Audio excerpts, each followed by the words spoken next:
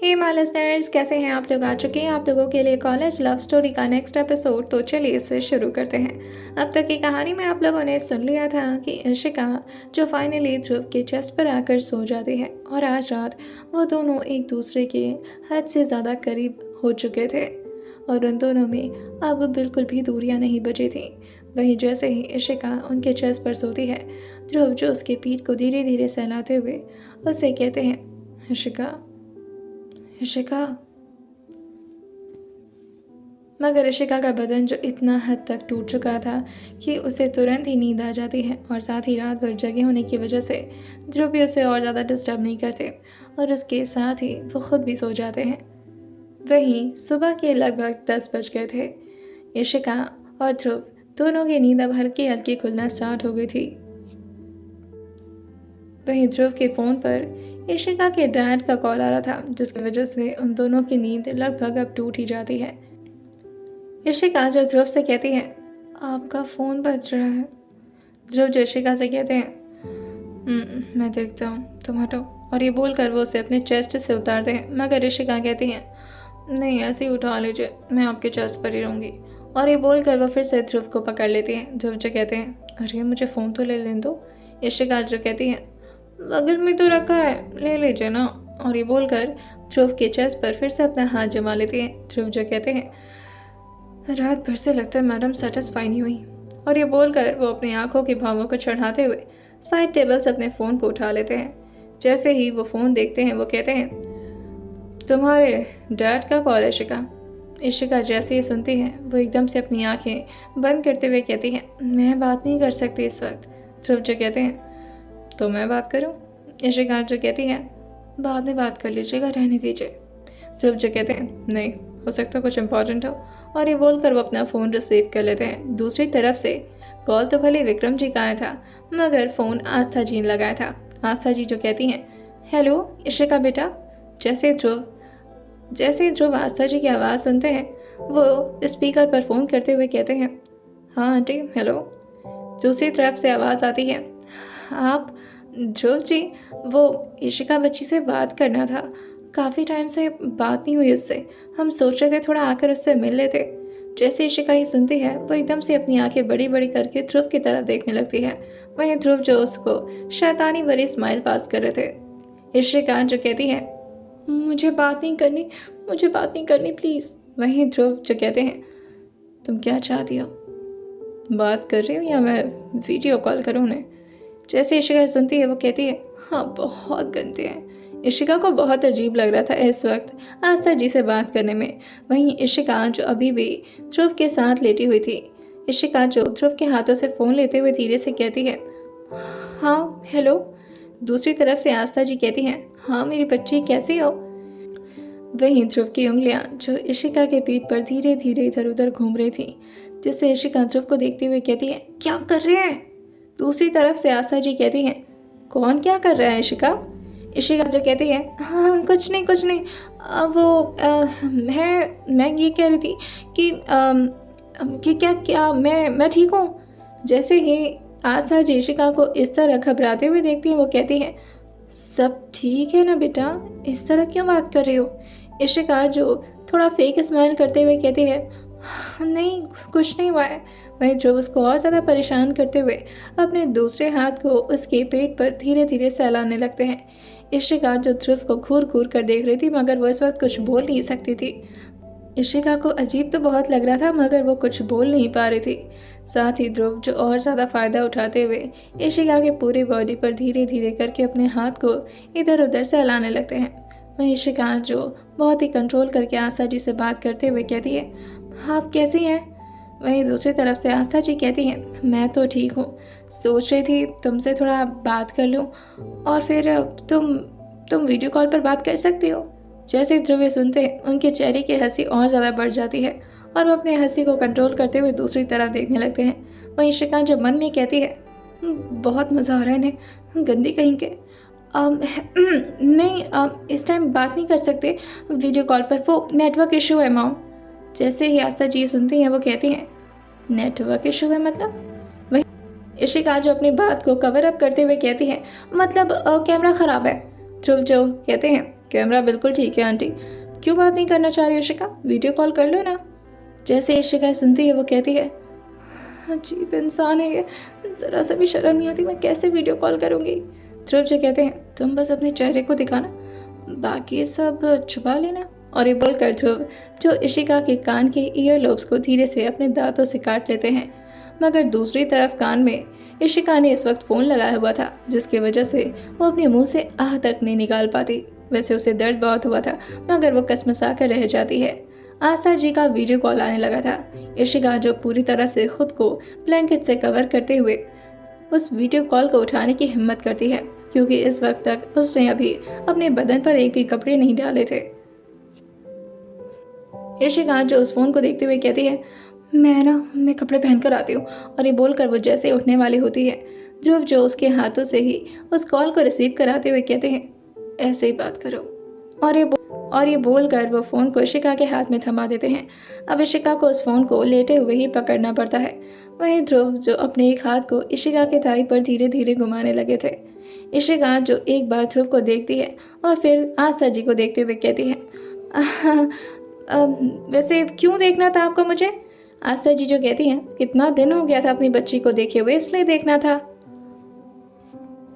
वहीं ध्रुव के हाथ जो लगातार इशिका के थाई से कभी ऊपर तो कभी नीचे की तरफ जा रहे थे। इशिका जो थोड़ी बेचैन हो रही थी, मगर वो इस बात को अपने चेहरे पर नहीं ला सकती थी, क्योंकि चेहरे के एक्सप्रेशन से दूसरी तरफ आस्था जी को सब समझ आ जाता।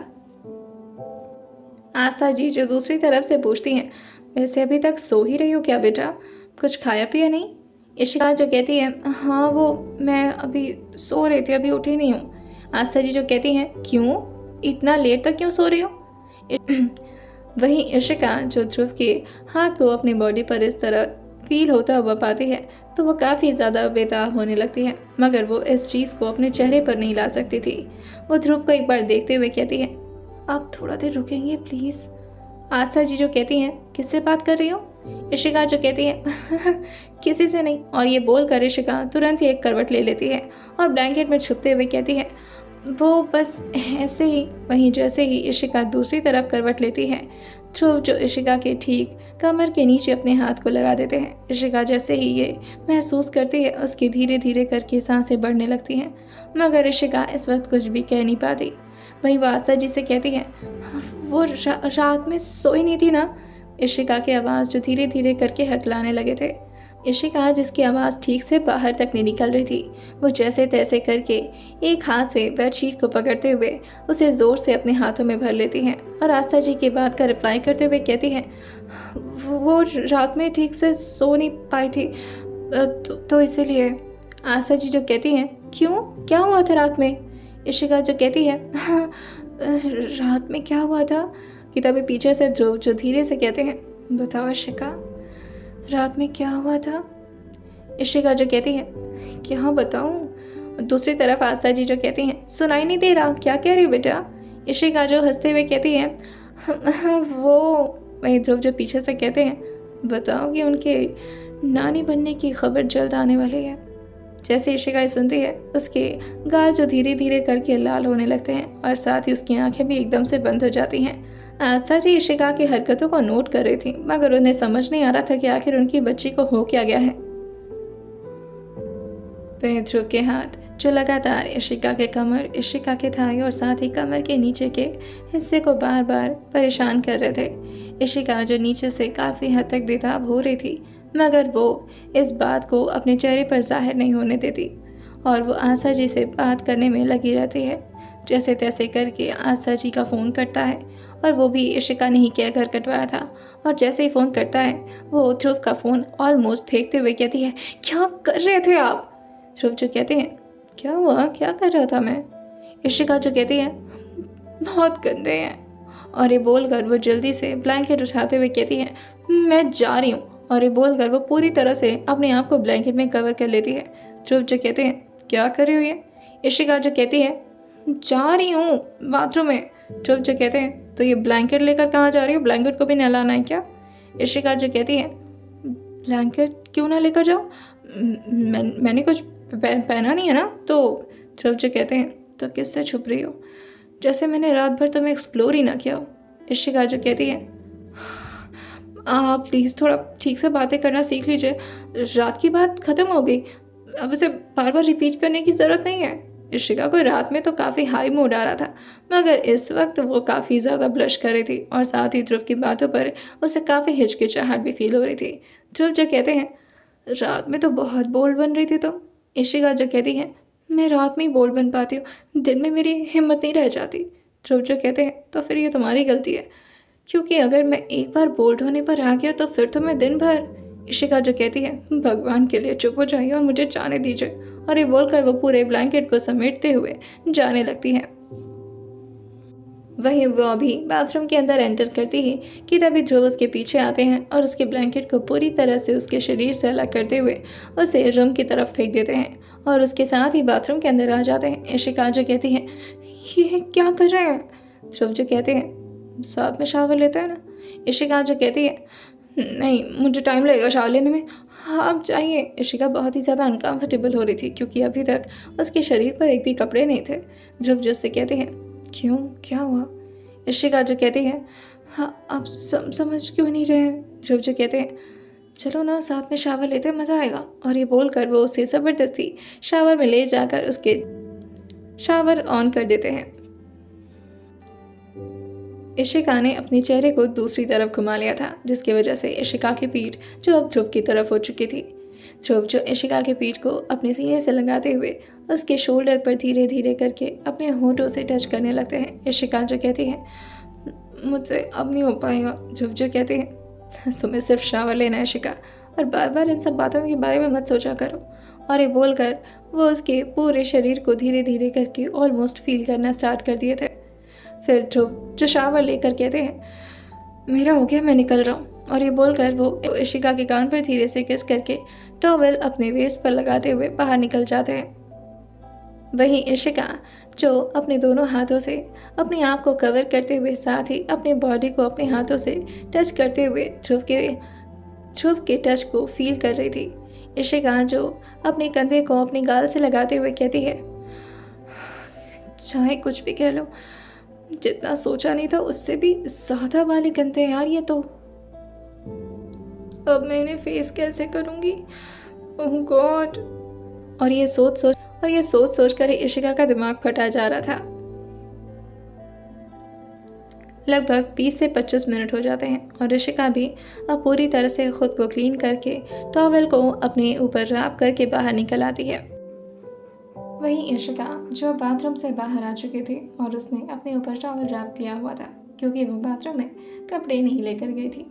वो जैसे ही बाथरूम के बाहर अपना एक स्टेप रखती है, वो अपनी मुंडी को चारों तरफ घुमाते हुए कमरे में देखती है तो उसे ध्रुव कहीं नजर नहीं आते, जिससे उसकी सांस में सांस आती है और वो तुरंत ही ड्रेसिंग टेबल के सामने अपने बाल को सुखाने के लिए चली जाती है।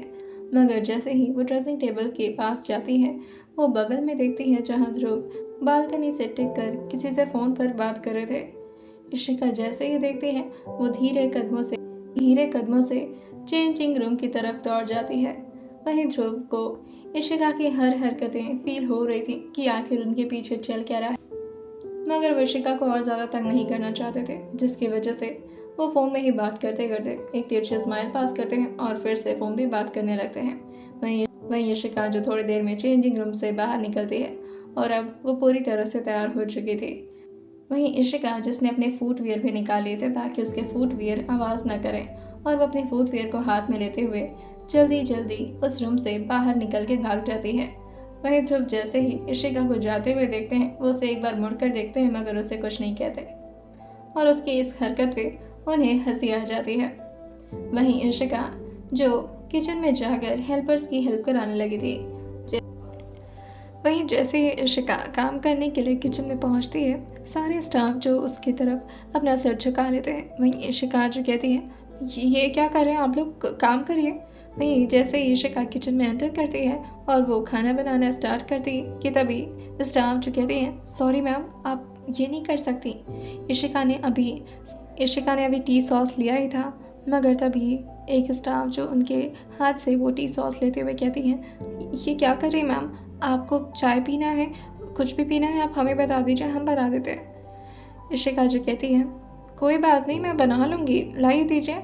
कि तभी दूसरे स्टाफ जो कहती है, सॉरी मैम, पर आप यहाँ काम नहीं कर सकती, हमें सर डांट लगाएंगे। इशिका जो कहती है, अरे मेरी भी कोई मर्जी होती है, मुझे खुद मन कर रहा है काम करने का, आप लोगों को कोई कुछ नहीं कहेगा, लाई दीजिए। और ये बोलकर वो फिर से उनके हाथ से टी सॉस ले लेती है कि तभी ध्रुव जो किचन के बाहर एरिया से कहते हैं, बीवी। जैसे ही इशिका ये सुनती है, उसकी आंखें ज़ोर से बंद हो जाती हैं। वहीं वो फ्रिज में दूध निकालने के लिए गई थी। जैसे ही ध्रुव की आवाज़ उसके कानों में पड़ती है, वो एकदम से फ्रीज हो जाती है। इशिका ने अभी फ्रीज खोला ही था कि वो झटके से फ्रिज को बंद करते हुए पीछे की तरफ मुड़ती है। वो उस किचन का पूरा एरिया जो हॉल से विजिबल था।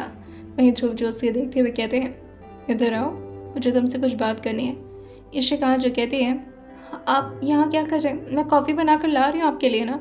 ध्रुव जो से कहते हैं, प्लीज़ बीवी, मुझसे रहा नहीं जा रहा, अगर आप नहीं आएंगी तो मैं खुद आ जाऊँगा। जैसे ही ध्रुव इतना बोलते हैं, सारे स्टाफ जो वहाँ पर काम कर रहे थे, वो अपना चेहरा नीचे झुकाकर हंसने लगते हैं, क्योंकि ध्रुव के सामने किसी की हंसने की हिम्मत नहीं होती। उसकी एम्बेरसमेंट की सारी हदें पार हो चुकी थी। इशिका जो अब और ज़्यादा वहाँ पर रुक नहीं सकती थी, वरना ध्रुव ऐसे ही उसे रिक्वेस्ट करते रहते और साथ ही एम्बेरस करते रहते। इशिका जो टी सॉस को रखते हुए बाहर ध्रुव के पास आ जाती है और कहती है, क्या है? ध्रुव जो कहते हैं, ये क्या पहन रखा है तुमने? इशिका जो कहती है, कपड़े पहन रखे हैं, क्या हुआ? ध्रुव जो कहते हैं, मैं फ़ोन आया था तुम्हारे मॉम डैड का, आस्था आंटी और विक्रम अंकल आ रहे हैं। जैसे इशिका सुनती है, वो खुश होते हुए कहती हैं, ओके, वाह, दैट्स ग्रेट। इशिका जो अपनी नज़रों को नीचे ही झुकाई हुई थी, वो एक बार भी ध्रुव की तरफ नज़र उठाकर नहीं देख पा रही थी, और साथ ही ध्रुव को अच्छे से समझ आ रहा था कि इशिका की हालत अभी बिगड़ती जा रही है, क्योंकि वो ध्रुव के सामने खड़ी है। जैसे ही इशिका सुनती है, वो फिर से वापस जाने लगती है। वहीं ध्रुव उसका हाथ पकड़ते हुए कहते हैं, तुम इस तरह वहाँ नहीं जा सकती। इशिका जो कहती है, क्यों नहीं जा सकती? ध्रुव जो कहते हैं, क्योंकि तुम्हारी हालत ठीक नहीं है इशिका। इशिका जो कहती है, नहीं, मैं बिल्कुल ठीक हूँ। ध्रुव जो कहते हैं, तुम्हारे पैरों में दर्द नहीं हो रहा? इशिका जैसे ही सुनती है, वो एकदम से अपनी आंखें बंद करते हुए अपने हाथ को ध्रुव से छुड़ाने लगती है। इशिका जो धीरे से कहती है, क्या पूछ रहे हैं आप? ध्रुव जो कहते हैं, सच ही तो पूछ रहा हूँ, तुम्हें दर्द नहीं हो रहा? इशिका जैसे ही सुनती है, वो एकदम से कहती है, मुझे कोई दर्द नहीं हो रहा, आप छोड़िए। ध्रुव जो कहते हैं, हाँ, लेकिन तुम जिस हालत में हो, इस हालत से पूरी दुनिया को पता चल जाएगा कि कल रात हमारे बीच क्या हुआ। इशिका जैसे ही सुनती है, वो कहती है, क्या मतलब? ध्रुव जो कहते हैं, नहीं, अगर तुम्हें मन कर रहा है अपने मॉम डैड को इतना जल्दी बताने का कि वो लोग बहुत जल्दी नाना नानी बनने वाले, तो it's okay, I don't have any problem, मगर मैं चाहता था कि हम इसे थोड़े दिन बाद बताएं। जैसे ही इशिका के कानों में ये बात पड़ती है, वो ध्रुव को एक बार अचानक से देखती है और फिर अपनी नज़रें नीचे झुकाते हुए कहती है, आप इतने बेशरम हो सकते हैं, मैंने सोचा नहीं था। इशिका की बात सुनकर ध्रुव एक तिरछा स्माइल पास करते हुए इशिका का हाथ थोड़ा ज़ोर से पकड़ते हैं और उसे अपने साथ खींच कर ले आते हैं और एक मिरर के सामने लाते हुए कहते हैं, अच्छा, तो मैं बेशरम हूँ और तुम अपनी हालत देखो, हर जगह पर तुम्हारे बॉडी के पार्ट्स बता रहे हैं कि हमारे बीच कल रात क्या क्या हुआ था। इशिका जैसे ही खुद को मिरर में देखती है, उसने इस वक्त स्लीवलेस टॉप पहन रखा था, जिसकी वजह से ध्रुव के दिए हुए हर उस चोट और निशान जो कि इशिका के बॉडी पर साफ नजर आ रहा था।